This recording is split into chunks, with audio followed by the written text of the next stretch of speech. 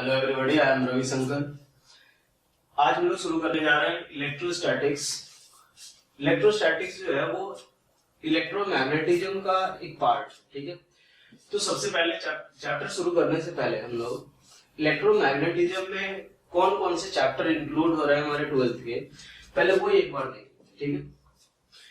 Electromagnetism,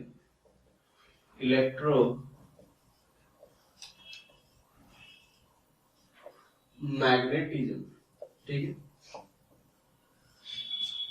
यहां देखिए, electromagnetism में हम लोग पढ़ेंगे चार्ज के बारे में, ठीक है।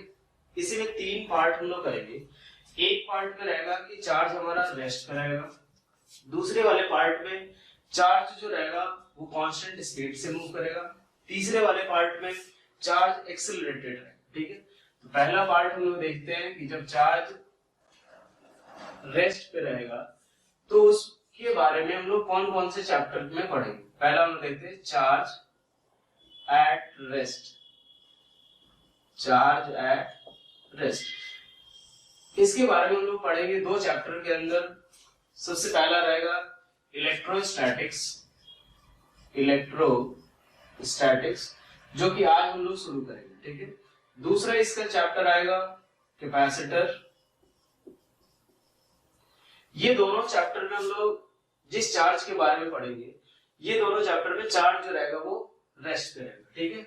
दूसरा हम लोग देखते हैं जिसमें चार्ज जो रहेगा, charge moving with constant speed,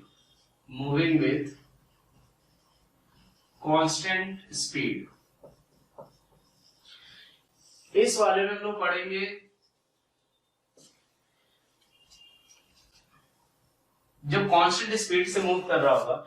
इसके बारे में हम लोग पढ़ेंगे फर्स्ट चैप्टर करंट इलेक्ट्रिसिटी, दूसरा मैग्नेटिज्म, फिर ईएमआई और एसी। ईएमआई और एसी में भी हम लोग ये तीनों चैप्टर में हमारा जो चार्ज रहेगा वो मूव करता हुआ रहेगा कांस्टेंट स्पीड से। तीसरा जो रहेगा एक्सेलरेटेड चार्ज जब आएगा, जैसे ही चार्ज अगर मान लो एक्सेलरेट हो गया, एक्सेलरेटेड चार्ज, इसके बारे में हम लोग पढ़ेंगे इलेक्ट्रोमैग्नेटिक वेव, ठीक है। ये बेसिकली चैप्टर आप लोग को बता दो कि ये सिर्फ जेई मेंस में ही आएगा, ठीक है। बाकी अब हम लोग देखते हैं कि आज हम लोग शुरू करने जा रहे हैं इलेक्ट्रोस्टैटिक्स में हम लोग वैसे चार्ज के बारे में पढ़ेंगे जो कि चार्ज कैसा रहेगा, रेस्ट पे, ठीक है। जो अगर इसे एक सिमिलर चैप्टर हम लोग ऑलरेडी पढ़ चुके हैं ग्रेविटेशन 11th में, जैसा वहां मास के लिए हम लोग सारी चीजें कैलकुलेट करते थे, एग्जैक्टली सेम क्वांटिटी हम लोग किसके लिए पढ़ेंगे, किसके लिए निकालेंगे यहाँ पे, चार्ज के लिए, ठीक है। जैसे वहां पे हम लोग मास डिस्ट्रीब्यूट करते थे एक रिंग के ऊपर या एक हॉलो स्फीयर के ऊपर, एक डिस्क के ऊपर, एक सॉलिड स्फीयर के ऊपर, हॉलो हेमिस्फीयर, सॉलिड हेमिस्फीयर। वहां पे हम लोग ग्रेविटेशनल फील्ड निकालते थे, ग्रेविटेशनल पोटेंशियल निकालते थे। यहाँ पे हम लोग क्या निकालेंगे, चार्ज का वैसा ही डिस्ट्रीब्यूशन रहेगा कि रिंग के ऊपर चार्ज डिस्ट्रीब्यूट करेंगे, रॉड के ऊपर चार्ज डिस्ट्रीब्यूट करेंगे, डिस्क के ऊपर करेंगे, हॉलो हेमिस्फीयर, सॉलिड हेमिस्फीयर। और उसके कारण फिर यहाँ पे हम लोग किसी इलेक्ट्रिक फील्ड निकालेंगे, इलेक्ट्रिक पोटेंशियल निकालेंगे। जैसा वहां 2 मास के बीच पोटेंशियल एनर्जी निकालते थे, यहाँ पे हम लोग 2 चार्ज के बीच इलेक्ट्रोस्टैटिक पोटेंशियल एनर्जी निकालेंगे। तो इलेक्ट्रोस्टैटिक पूरा का पूरा सिमिलर किसके होगा, ग्रेविटेशन के, ठीक है। ये अब हम लोग देखते हैं इलेक्ट्रिक चार्ज के बारे में कैसे पता चलता है, ठीक है। तो बेसिकली हमें बताया कि फिजिक्स जो होता है उसमें कोई भी नेचुरल फिनोमेना हम लोग ऑब्जर्व करते हैं, उसका रीजन ढूंढते हैं पहले कि हाँ यार इसका रीजन क्या था, क्या है इसका रीजन। जैसे अगर बात यहाँ पे भी इलेक्ट्रोस्टैटिक्स के बारे में, जो इलेक्ट्रिक, वैसे ही यहाँ पे भी इलेक्ट्रिक चार्ज के बारे में कुछ फिनोमेना के थ्रू ही पता चलता है, ठीक है। तो पहले एक बार देखते हैं इलेक्ट्रोस्टैटिक्स के बारे में। हम लोगों ने देखा कि इलेक्ट्रोस्टैटिक्स में हम लोग ये किसके बारे में पढ़ेंगे, इलेक्ट्रिक चार्ज के बारे में, ठीक है। तो ये हम लोग लिख लेते हैं पहले कि इसका अगर थोड़ा डेफिनेशन अगर लिखना चाहें तो लिख लेते हैं पहले। It is the branch of physics, it is the branch of physics It is the branch of physics in which we study about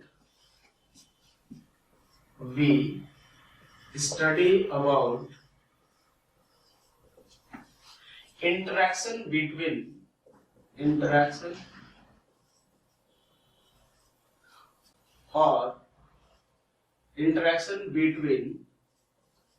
charges, ठीक है।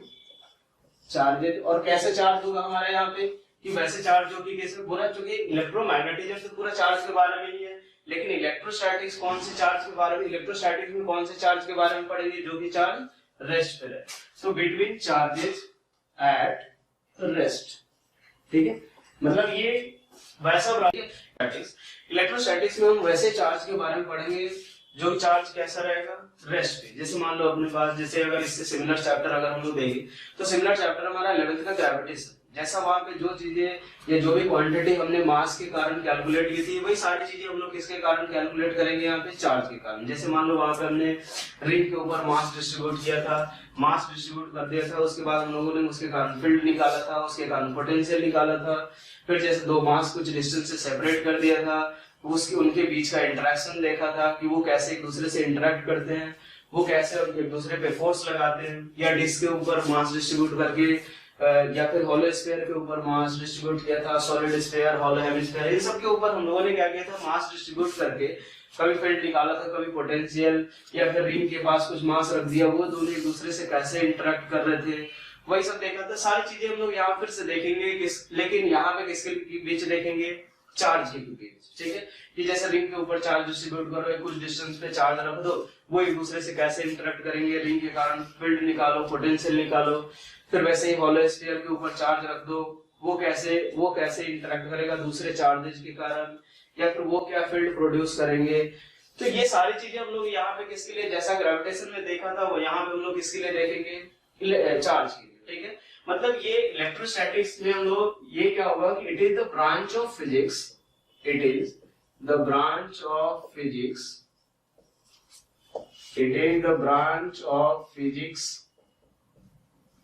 in which we study about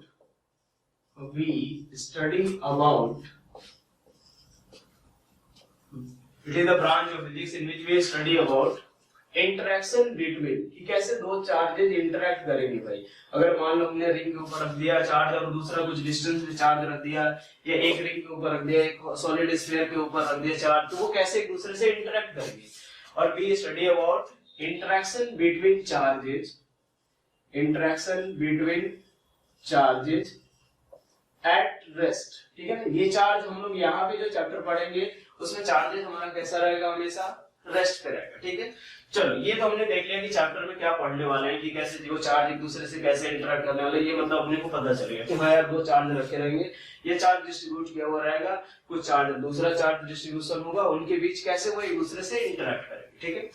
अब हम लोग देखते हैं कि ये चार्ज के बारे में पता कैसे चला, ठीक है। चार्ज के बारे में सबसे पहले पता चला था ग्रीक वालों को, ठीक है। ग्रीक वालों को पता चला था, और ये कब की बात है, 600 बीसी के अराउंड, 600 बीसी के अराउंड ये पता चला था। उस समय ये एक एम्बर नाम का मटेरियल होता है, एम्बर नाम का मटेरियल होता है, ये उस समय यूज होता था किस चीज के लिए, जो ज्वेलरी या फिर जो डेकोरेटिव ऑब्जेक्ट्स होते हैं उसमें यूज किया जाता था ये, ठीक है। येलो ब्राउन कलर का मटेरियल होता है, ये उस समय यूज किया जाता था किसके लिए भाई, डेकोरेशन वाले ऑब्जेक्ट्स के लिए, या फिर जैसे मान लो ज्वेलरी वगैरह के लिए, ठीक है। उनने ये चीज ऑब्जर्व किया कि अगर जैसे मान लो कोई भी फिनोमेना, जैसे हम लोग क्या करते हैं फिजिक्स में, जो भी कुछ नेचर में जो कुछ अगर हम लोग क्या करते हैं फिजिक्स में कुछ नेचुरल फिनोमेना ऑब्जर्व करते हैं, ठीक है। ऑब्जर्व करते हैं, उसका रीजन ढूंढते हैं, फिर हमें उसके बारे में पता चलता है। वैसे ही यहाँ पे जैसे मान लो ग्रेविटेशन में देखे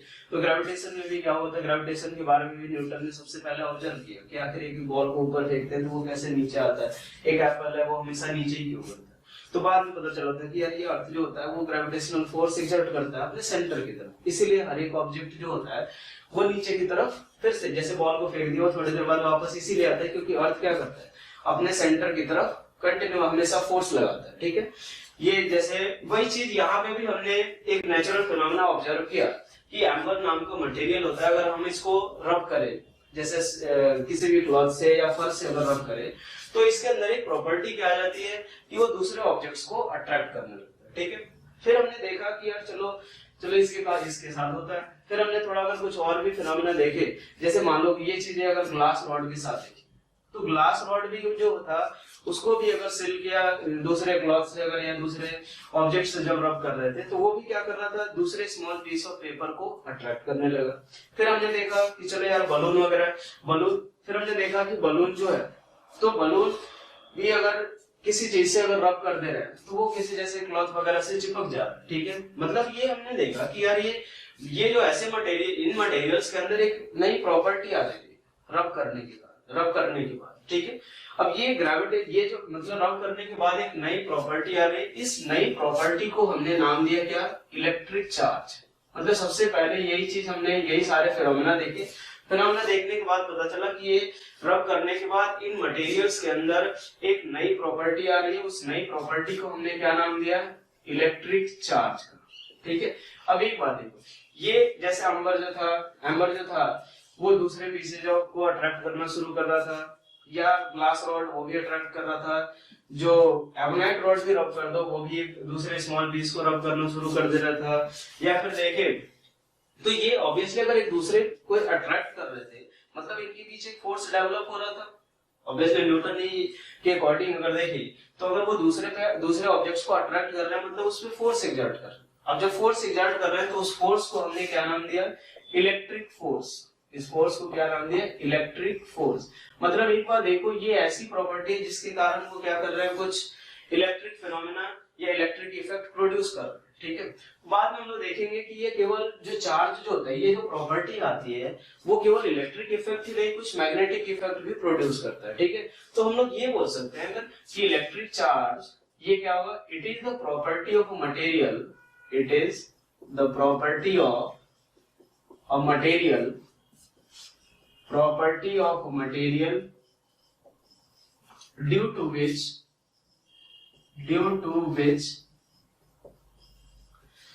it produces और experiences। जैसे मान लो ये केवल इलेक्ट्रिक या मैग्नेटिक इफेक्ट प्रोड्यूस ही नहीं करते हैं, ये एक्सपीरियंस भी करेंगे ऑब्वियसली। तो इट प्रोड्यूसेस और experiences electric and magnetic effect, electric and magnetic effect. अब एक बार देखिए, इलेक्ट्रोस्टैटिक्स में हम लोग सिर्फ इलेक्ट्रिक इफेक्ट के बारे में पढ़ेंगे, मैग्नेटिक इफेक्ट अपना आगे आएगा। जैसे देखा आप लोगों ने मैग्नेटिज्म, ईएमआई, उन सब में मैग्नेटिक इफेक्ट देखेंगे। अभी हमारा किस पे फोकस रहेगा कि क्या क्या इलेक्ट्रिक इफेक्ट वो प्रोड्यूस करते हैं, क्या क्या इलेक्ट्रिक इफेक्ट वो शो करते हैं। ठीक है, चलिए ये हमें पता चल गया कि हाँ यार चलो इलेक्ट्रिक चार्ज नाम की एक प्रॉपर्टी होती है। ठीक है भाई, अब ये इलेक्ट्रिक चार्ज, इसके बाद हम लोग देखते हैं कि ये इलेक्ट्रिक चार्ज होता कितने तरह से। ठीक है, जैसे कितने तरह के इलेक्ट्रिक चार्ज, जैसे मान लो हमने देखा। इसके बाद हम लोग देखते हैं कि टाइप्स ऑफ इलेक्ट्रिक चार्ज। अभी तक हम लोगों ने क्या देख रखा है कि एम्बर को रब करो, एबोनाइट रॉड को रब करो या ग्लास रॉड को रब करो, सब ये अट्रैक्ट ही कर रहे हैं। ठीक है, लेकिन हम लोग आगे देखेंगे कि कुछ ये केवल अट्रैक्शन वाली प्रॉपर्टी शो नहीं करते, ये रिपेल भी करते। तो ये हम लोग देखते हैं कैसे ये पता चला था। हम लोग देखते हैं types of charges, types of charges. अब ये टाइप्स ऑफ चार्जेस में हमने क्या देखा कि जैसे ये दो ग्लास रॉड लिए, ये दोनों ग्लास रॉड को, ये भाई एक ग्लास रॉड ले लिया, एक और ग्लास रॉड लिया हमने, दोनों को रब कर दिया किससे, सेम मटेरियल से। ठीक है, सेम मटेरियल। जैसे मान लो या तो सिल्क से कर दिया तो दोनों को सिल्क से कर रहे हैं, या फर्श से कर रहे हैं तो दोनों को ही फर्श से कर रहे हैं। हम लोगों ने किससे रब कर दिया, चलो मान लेते हैं किससे, सिल्क से। ये लो भाई मान लिया सिल्क से। ये दोनों अपने कौन से रॉड है, ग्लास रॉड। एक काम करते हैं, ये चलो लिख दिया ग्लास रॉड। ये क्या हो गया, ग्लास रॉड, ग्लास रॉड। ये भी क्या हो गया भाई, ग्लास रॉड। अब इनके बीच देखा हमने क्या कि जैसे ही ग्लास रॉड अगर दोनों को सिल्क से रब कर दिया तो ये दोनों क्या कर रहे थे, एक दूसरे को रिपेल कर रहे थे। ये दोनों क्या हुआ, एक दूसरे को रिपेल कर रहे थे। फिर चलो देखा हमने यार ये केवल अट्रैक्ट नहीं, यहां से पता चला गया कि केवल ग्लास, ये जैसे सिल्क से रब किया मतलब ऑब्वियसली इनके अंदर एक चार्ज तो आ ही गया। ठीक है, क्योंकि इसी के कारण हम इसी प्रॉपर्टी को हम लोगों ने क्या नाम दिया था, इलेक्ट्रिक चार्ज का। तो दोनों के ऊपर चार्ज है और दोनों क्या कर रहे हैं, एक दूसरे को रिपेल कर रहे हैं। ठीक है, एक और देखा हमने, मान लो एम्बर ले लिया, ये एम्बर लिया अब यहाँ से, ये एम्बर जो है इन दोनों को हमने किससे रब कर दिया, फर से रब कर दिया, ये दोनों को हमने फर से रब कर दिया। ये हमारा कौन सा एम्बर रॉड, एम्बर रॉड, इसको भी फर से किया हमने, और ये भी हमारा एम्बर रॉड है जिसको किससे रब कर दिया, फर से। ये लो एम्बर रॉड भी फर से हो गया। ये दोनों के बीच में देखा तो भाई ये दोनों एक दूसरे को क्या कर रहे थे, रिपेल। मतलब एक बात सोचे यहाँ पे, ये भी एक दूसरे को रिपेल कर रहे हैं और ये भी एक दूसरे को रिपेल कर रहे हैं।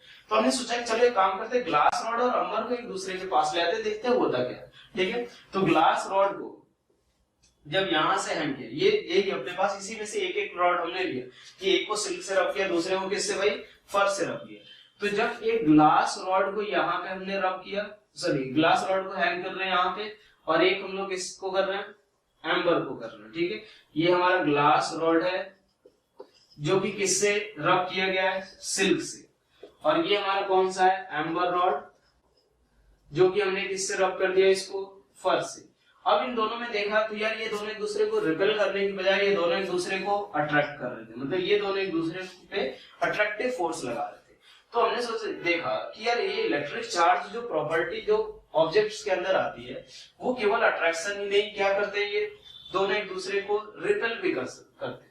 मतलब हमने ये यहाँ से पता चला कि ये दो तरह का नेचर शो करेंगे। जैसा ग्रेविटेशन के केस में देखते थे कि मास केवल कैसा फोर्स एक्सर्ट करते थे, अट्रैक्टिव फोर्स एक्सर्ट करते थे, लेकिन यहाँ पे चार्ज जो है वो दोनों तरह की प्रॉपर्टी शो करता है, या दोनों तरह का फोर्स एक्सर्ट कर सकता है, अट्रैक्ट रिपल्सिव भी और अट्रैक्टिव भी।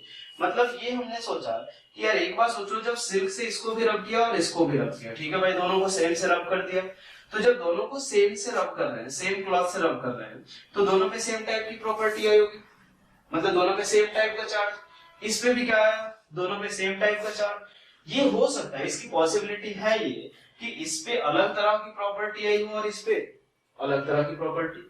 तो यहां से ये हो सकता है कि ये दोनों पे जब अलग अलग तरह की प्रॉपर्टी आ रही तो दोनों एक दूसरे पे क्या कर रहे हैं, अट्रैक्टिव फोर्स, और जब दोनों पे अगर सेम टाइप की प्रॉपर्टी आ रही तो दोनों क्या कर रहे हैं, एक दूसरे को रिपेल कर रहे हैं। मतलब यहाँ से हम बोल सकते हैं कि कितने तरह के चार्जेस पॉसिबल है, दो तरह का। ठीक है, अब दो तरह के चार्जेस हम लोग, अब हमें ये पता चल गया कि भाई दो तरह के चार्ज पॉसिबल है। ठीक है, तो सबसे पहला जो नाम दिया गया, यार दो तरह के चार्ज पॉसिबल है तो उनका कुछ तो नाम देना पड़ेगा।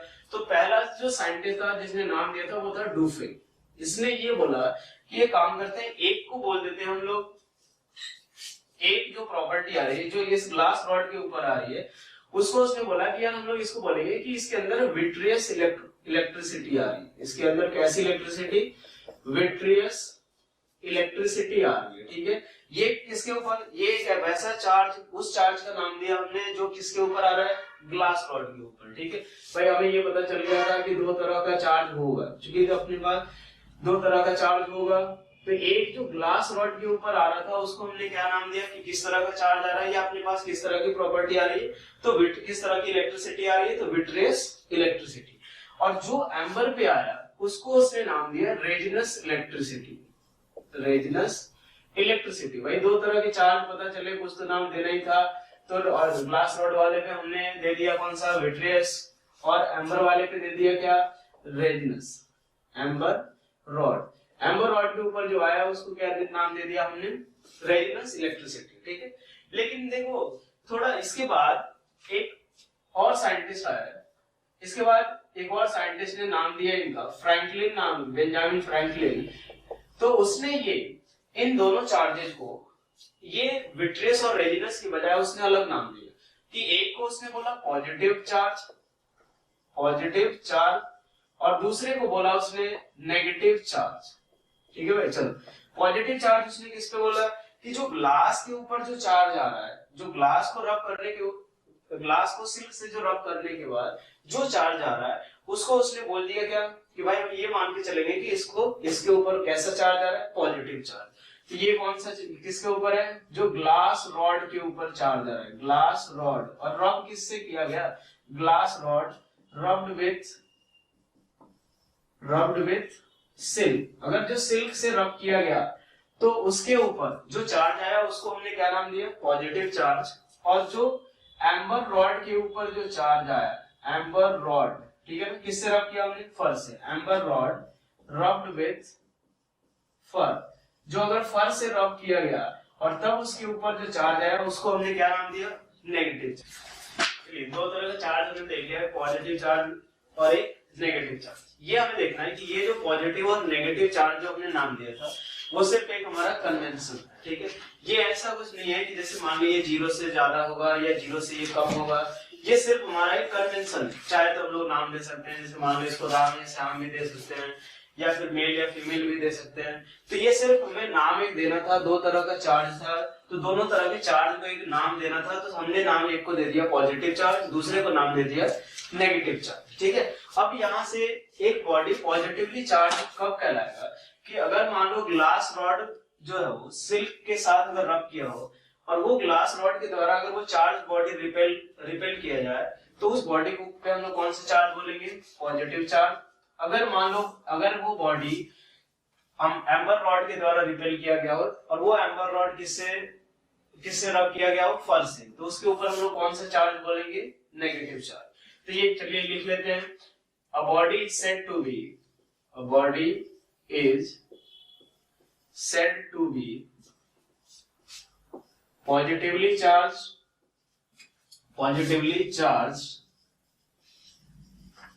if it is repelled by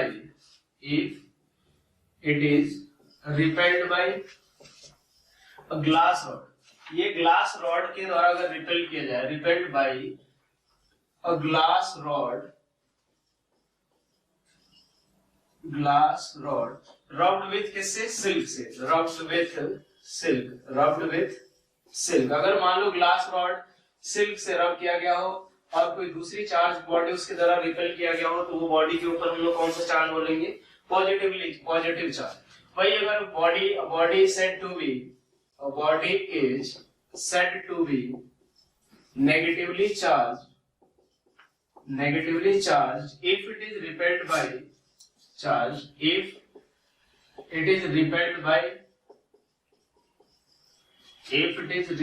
by a amber rod,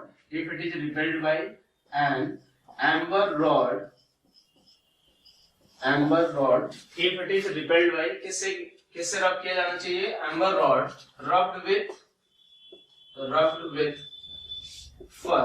अगर फर से रब किया गया है और वो अगर ये जो चार्ज बॉडी है वो एम्बर रॉड के द्वारा रिपेल किया जा रहा है, तो उसके ऊपर कौन सा चार्ज मानेंगे हम लोग, नेगेटिव चार्ज, ठीक है।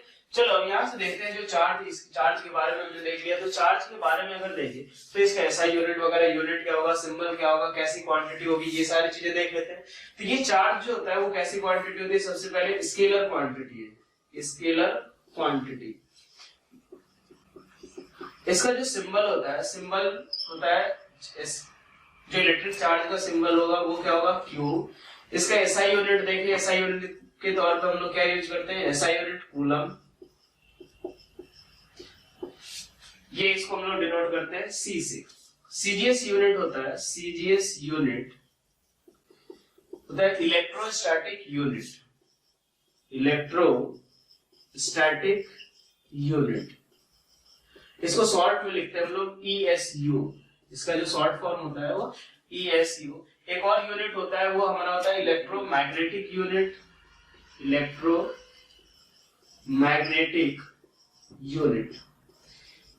इसको हम लोग डिनोट करते हैं किससे, EMU से, ठीक है। अब अगर मान लो इनके बीच अगर रिलेशन देखना हो तो 1 कूलम इक्वल्स टू हमारा ये अगर इनके बीच रिलेशन देखना हो तो 1 कूलम किसके बराबर होता है, 1 कूलम इक्वल्स टू 3 × 10⁹ ESU के, और ये होता है 1/10 ऑफ किसके, EMU के।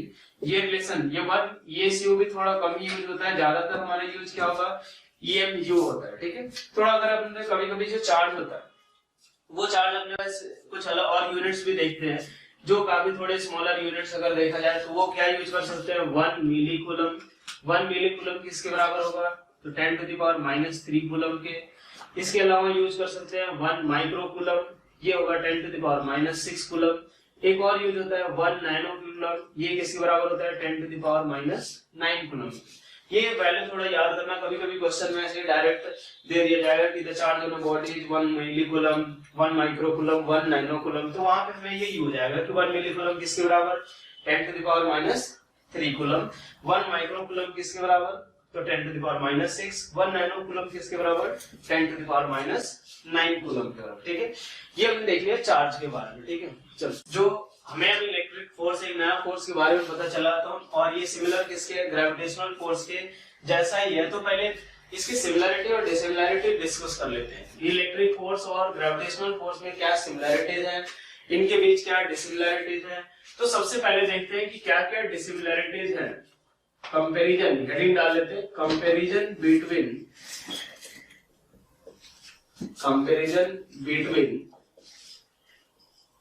Electric force and gravitational force. क्या एक काम करते हैं, इसको लिख लेते हैं electrostatic force, electrostatic force, electrostatic force and gravitational force.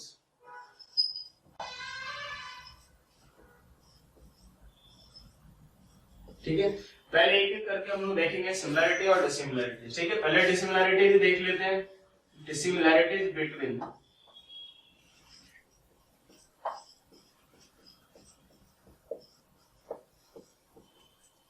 तो पहली चीज एक चीज यहां देखो कि जो अगर हम लोग बात करें डिसिमिलरिटीज की, तो ये फर्स्ट डिसिमिलरिटी क्या आएगी कि ये केवल जो इलेक्ट्रोस्टैटिक फोर्स होता है वो अट्रैक्टिव भी हो सकता है और रिपल्सिव भी, लेकिन ग्रेविटेशनल फोर्स हमेशा कैसा होता था, अट्रैक्टिव फोर्स। तो ग्रेविटेशनल फोर्स हमारा कैसा है, electric force, electrostatic force, electrostatic force is always attractive. Sorry, electrostatic force is attractive as well as repulsive,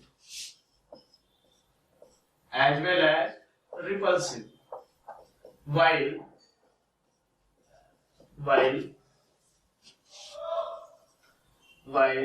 gravitational force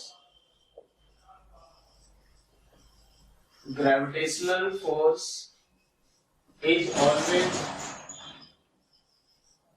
attractive. Gravitational force is always attractive. दूसरा हमें देखना है, अब एक बार देखो ये कंपैरिजन है एक बार कि जैसे माइक्रोस्कोपिक लेवल, ये जैसे देखिए अगर एटॉमिक लेवल की बात करें, ठीक है, एटॉमिक लेवल पे एक बार ग्रेविटेशनल फोर्स और इलेक्ट्रोस्टैटिक फोर्स को कंपेयर किया करते हैं। एक बार जो माइक्रोस्कोपिक लेवल पे अगर कंपेयर करें, जैसे मान लो अगर दो स्टार के बीच के फोर्सेज की बात करें, अगर उस लेवल पे बात करें, और एक बार हम लोग इस पे करेंगे एटॉमिक लेवल पे। ठीक है, तो जैसे एटॉमिक लेवल पे अगर देखें, मतलब अगर फोर्स बिटवीन क्या देखे कि प्रोटॉन न्यूट्रॉन देखे, या फोर्स बिटवीन जैसे अगर एटम्स के अंदर जो चार्ज, या फोर्स बिटवीन हम लोग किसके प्रोटॉन और इलेक्ट्रॉन देखे। और दूसरा कंपैरिजन हम लोग देखेंगे कि जैसे अर्थ और सन के बीच का फोर्स, या अर्थ और जुपिटर के बीच का, अर्थ या मार्स के बीच का, तो उनके बीच का फोर्स देखेंगे। ठीक है ना, तो फॉर एटॉमिक लेवल जो होगा, फॉर एटॉमिक लेवल अगर बात करें, तो जो मास लेवल पे बात करेंगे, तो प्रोटॉन या जैसे प्रोटॉन के चारों तरफ अगर इलेक्ट्रॉन रिवॉल्व कर रहा है, ठीक है, तो उस समय हम लोग ग्रेविटेशनल फोर्स की बात नहीं करेंगे, उस समय ग्रेविटेशनल फोर्स हम लोग नेग्लेक्ट कर देंगे। क्यों? क्योंकि उसके ऊपर जो मास रहता है, तो वो मास काफी कम रहता है। ठीक है, तो इससे इतना कम रहता है कि उनके बीच का जो ग्रेविटेशनल फोर्स है वो भी क्या है, नेग्लिजिबल हो जाता है। ठीक है, लेकिन अगर देखिए फॉर मैक्रोस्कोपिक लेवल, देखिए फॉर मैक्रोस्कोपिक लेवल का मतलब ये हो गया कि जो स्टार वगैरह की बात करें, मतलब जैसे माइक्रोस्कोपिक लेवल मतलब फोर्स बिटवीन स्टार्स और प्लैनेट्स। अगर स्टार या प्लैनेट्स की बात करें, या सैटेलाइट्स भी ले लो, तो स्टार, प्लैनेट्स या उनके सैटेलाइट्स के बीच अगर फोर्स की बात करें, तो उस समय उनके ऊपर चार्ज जो रहता है वो काफी नेग्लिजिबल रहता है, बहुत छोटा। अगर चार्ज होता भी होगा तो बहुत छोटा, बहुत स्मॉल चार्ज रहता है। ठीक है, तो उस समय, और देखो उनका मास क्या रहता है, काफी ज्यादा, तो उस समय जो इलेक्ट्रोस्टैटिक फोर्स होगा वो हम लोग नेग्लेक्ट करेंगे, किसके कंपैरिजन में, ग्रेविटेशनल फोर्स के कंपैरिजन। ठीक है, मतलब एक बार देखो कि जैसे हम लोगों ने ग्रेविटेशन में पढ़ा होगा, तो जैसे हम लोगों ने ग्रेविटेशन में देखा भी होगा कि जो भी अगर फोर्स है, जैसे मान लो रिवॉल्यूशन के लिए कौन सा फोर्स रिस्पॉन्सिबल था, तो उसमें हम लोग ग्रेविटेशनल फोर्स की बात करते हैं। ना कि इलेक्ट्रोस्टैटिक फोर्स कंसीडर ही नहीं करते, क्योंकि मान के चलते हैं कि भाई उनके ऊपर चार्ज बहुत ही कम होता है, ठीक है। तो अगर माइक्रोस्कोपिक सॉरी एटॉमिक लेवल की बात करें तो ग्रेविटेशनल फोर्स लेस देन किससे, इलेक्ट्रोस्टैटिक फोर्स, और अगर मैक्रोस्कोपिक लेवल पे बात करें तो electrostatic force will be less than किससे, ग्रेविटेशनल फोर्स। ये तो हुई हमारी डिसिमिलैरिटी। हम लोग देखते हैं सिमिलैरिटी क्या होती है। अगर सिमिलैरिटी अगर देखें, सिमिलैरिटी अगर देखें तो एक चीज देखो, दोनों के दोनों फोर्सेज जो रहते हैं वो कैसे होते हैं, central forces, both are central forces, both are central forces, दोनों के दोनों कैसे फोर्स होते हैं, सेंट्रल फोर्स। चलो आप थोड़ा देख लेते हैं सेंट्रल फोर्स होता क्या है। वैसा फोर्स जो कि एक पर्टिकुलर फिक्स पॉइंट से की तरफ लग रहा हो या उससे दूर लग रहा हो, वो सारे फोर्सेज कैसे कहलाते हैं, सेंट्रल फोर्स। जैसे मान लो अगर ग्रेविटेशन की बात करें तो ग्रेविटेशन में जैसे एक मास हम लोग m1 रखते थे यहाँ पे, दूसरा मास हम लोग अगर यहाँ पे m2 रखते थे, तो इनके बीच में अगर मान लो यहाँ पे अगर हम लोग देखें तो इस पे इसके ऊपर फोर्स और इसके ऊपर फोर्स हमने देख रखा था, वहां पे क्या होता है कि इन दोनों के ऊपर जो फोर्स रहता है तो दोनों का सेंटर ज्वाइन करने वाली लाइन के अलोंग लगता है, ठीक है। ये हमेशा इसके ऊपर जो फोर्स लगेगा वो हमेशा इसके सेंटर की तरफ लगेगा, और इसके ऊपर जो फोर्स लगेगा वो हमेशा इसके सेंटर की तरफ लगेगा, ठीक है। तो ये क्या हो रहा है, दोनों के दोनों फोर्स से जो लग रहा है वो क्या हो रहा है, एक पर्टिकुलर फिक्स पॉइंट की तरफ लग रहा है, ठीक है। ये फोर्स कैसा होगा, सेंट्रल। सेम चीज होता है आगे चलकर हम लोग पढ़ेंगे कि भाई दो चार्ज के बीच का भी जो फोर्स रहता है, जैसे मान लो अपने पास हमने देखा कि इसके ऊपर चार्ज अगर मान लो Q1 हो गया, इस वाले के ऊपर चार्ज Q2 हो गया, इनके बीच जो फोर्स है इलेक्ट्रोस्टैटिक फोर्स जो लगेगा वो हमेशा क्या होगा, दोनों को ज्वाइन करने वाले सेंटर के अलोंग लगेगा। इस वाले पे इसके सेंटर की तरफ लगेगा और इस वाले पे इसके सेंटर की तरफ। हो सकता है ये जब फोर्स अगर रिपल्सिव हो तो दूर लगे, और अगर अट्रैक्टिव हो तो टुवर्ड्स ईच अदर लगे, ठीक है। तो ये भी फोर्स क्या हो रहा है, हमेशा सेंटर से एक पर्टिकुलर फिक्स्ड पॉइंट की तरफ लग रहा है या फिर उससे दूर लग रहा है। तो ये दोनों के दोनों फोर्सेज कैसे फोर्सेज हो गए, सेंट्रल फोर्सेज। एक और बात इसके बारे में ध्यान रखना कि ये सेंट्रल फोर्सेज जो होते हैं वो पोजीशन डिपेंडेंट होते हैं, ठीक है। ये जैसे मान लो अगर ये यहाँ से और ये सपोज यहाँ पे है और ये अगर मान लो ये 10 मीटर के डिस्टेंस पे है, ठीक है। अगर 10 मीटर के डिस्टेंस पे है तो यहाँ पे अगर मान लो अगर सपोज देखते हैं कि 100 न्यूटन का फोर्स लग रहा है इन दोनों के बीच में, तो चाहे इनकी वेलोसिटी कितनी भी हो जाए, मान लो अपने पास 10 मीटर पर ये 50 मीटर पर सेकंड से मूव कर रहे हो उस टाइम पे, या 100 मीटर पर सेकंड से मूव कर रहे हो, हमेशा ये उस पर्टिकुलर टाइम पे या उस पर्टिकुलर डिस्टेंस पे फोर्स कितना लगेगा, 100 न्यूटन लगेगा, ठीक है। ये वेलोसिटी डिपेंडेंट फोर्स नहीं होता, ये किस पे डिपेंड करेगा, पोजीशन डिपेंडेंट, ठीक है। जैसा हम लोगों ने देख भी रखा था कि भाई F इक्वल्स टू किसके बराबर, तो G m1 m2 by r² होता है। तो इसमें तो अपने पास कहीं भी वेलोसिटी के बारे में कुछ वेलोसिटी पे डिपेंडेंसी है ही नहीं। सेम चीज आगे देखेंगे हम लोग, इसके लिए भी होता है, मतलब ये भी कैसा होगा, पोजीशन डिपेंडेंट फोर्स होगा। वही सेंट्रल फोर्सेज अगर है मतलब ये पोजीशन डिपेंडेंट होता ही है। इसको ऐसे ब्रैकेट में लिख लेते हैं हम लोग क्या, कि ये कैसा फोर्स होता है, position dependent force, position dependent force होता है, ठीक है। चलो एक और देखते हैं अपने दूसरी सिमिलरिटी अगर देखें तो ये फोर्स कैसा होता है, कंजर्वेटिव फोर्स। ये कैसा होता है, कंजर्वेटिव फोर्स होता है। भाई कंजर्वेटिव फोर्स क्या होगा, जैसा हम लोग पहले देख चुके हैं वर्क और एनर्जी में भी देखा हुआ है, यहाँ इसमें भी ग्रेविटेशनल फोर्स में भी, कि अगर एक राउंड ट्रिप में वर्क डन जो होगा अगर वो 0 हो रहा है तो वो फोर्स कैसा होगा, कंजर्वेटिव। ये अभी कंजर्वेटिव फोर्सेज क्या होते हैं इस चैप्टर में भी मैं थोड़ा आगे डिटेल में जब पोटेंशियल आएंगे, पोटेंशियल एनर्जी, उस समय थोड़ा सा और ज्यादा डिटेल में डिस्कस करेंगे। अभी बस ये ध्यान रखना है कि ये कंजर्वेटिव फोर्स होता है, मतलब अपने पास राउंड ट्रिप में एक पॉइंट से, मतलब ये क्या होगा, एक पर्टिकुलर पॉइंट से ले जाओ किसी दूसरे पॉइंट तक, फिर से वापस ले आने में, मतलब एक राउंड ट्रिप में वर्क डन क्या होता है। अभी हम लोग देखना है बस कंजर्वेटिव फोर्स क्या, कि एक राउंड ट्रिप में वर्क डन जो होगा वो क्या होगा, दोनों फोर्सेज के कारण 0 होगा, चाहे ग्रेविटेशनल फोर्स हो या फिर चाहे कौन सा इलेक्ट्रोस्टैटिक, दोनों फोर्सेज के कारण क्या होगा, वर्क डन 0 होगा। दोनों फोर्सेज किस नेचर के होंगे, कंजर्वेटिव। चलो भाई देख लिया हमने डिसिमिलरिटीज क्या हो गया, कि इलेक्ट्रोस्टैटिक फोर्स अट्रैक्टिव भी होता है और रिपल्सिव भी होता है। ग्रेविटेशनल फोर्स कैसा होगा, हमेशा अट्रैक्टिव, ठीक है। एटॉमिक लेवल पे ग्रेविटेशनल फोर्स जो होगा वो होगा क्या, वो एटॉमिक लेवल पे ग्रेविटेशनल फोर्स लेस देन किससे, इलेक्ट्रोस्टैटिक फोर्स। जब मैक्रोस्कोपिक लेवल की बात करेंगे तो gravitational force will be greater than किससे, इलेक्ट्रोस्टैटिक। जो दोनों सिमिलरिटी थी वो क्या है, दोनों के दोनों सेंट्रल फोर्स। सेंट्रल फोर्स का मतलब है कि पोजीशन डिपेंडेंट, और अगर ये देखें तो कैसा होगा, कंजर्वेटिव फोर्स। ये कैसा होगा, कंजर्वेटिव फोर्स, ठीक है। चलो